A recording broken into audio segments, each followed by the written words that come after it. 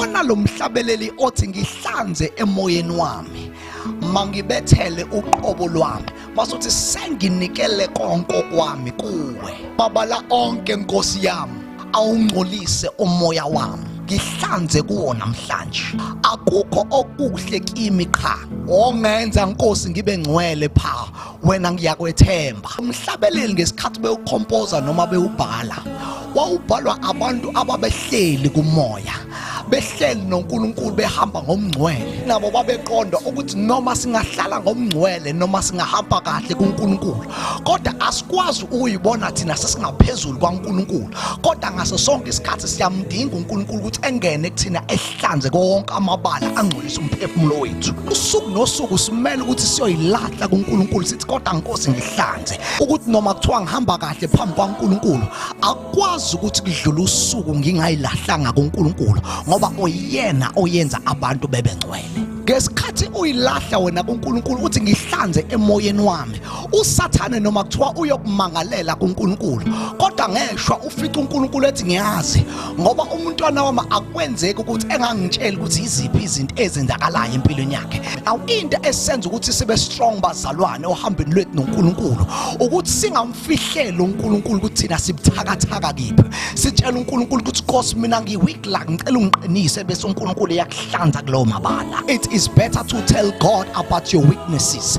ngoba ubutshela umuntu uthatha lezo zinto kuba yihawu egide ngawo ngakusasa kodwa uma wena uzoyilahla kuNkulunkulu uNkulunkulu ushers you to the right destination and you confess to God uNkulunkulu indaba yakho uyi-attend the same time ngesikhathi uJesu elenge siphambaneni kukhona iselelisi ngapha nangapha wathi ungikhumbule embusweni wakho wathi namhlanje ngizoba nawe eparadise ngiyamsaba umuntu ohamba ohambeni lakhe noNkulunkulu kodwa engakhulumi noNkulunkulu ngiyamsaba umuntu ohamba ohambeni lakho noNkulunkulu engaconfess izono zakhe kuNkulunkulu ngiyamsaba umuntu ohamba ohambeni lakho noNkulunkulu kodwa athi mina ngcwela ngisasibona isidingo saNkulunkulu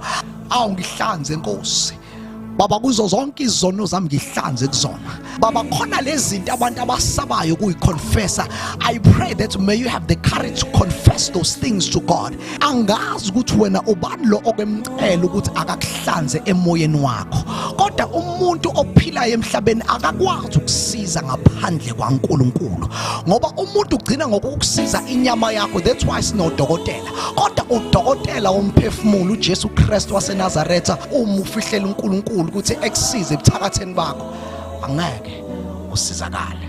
na kanjalo ukwenza icala usenkantolo uthi ummeli wakho ngitshele yonke into ukuze ngizokwazi ukukumela kodwa ubungangitshela iqiniso mina ngizohluleka ukukumela noJesu usimela kangaka uJesu usimela kangaka esivikele ngoba yonke into sesinikele yonke into yethu yena sanibonani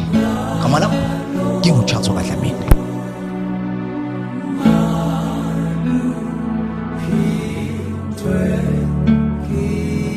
He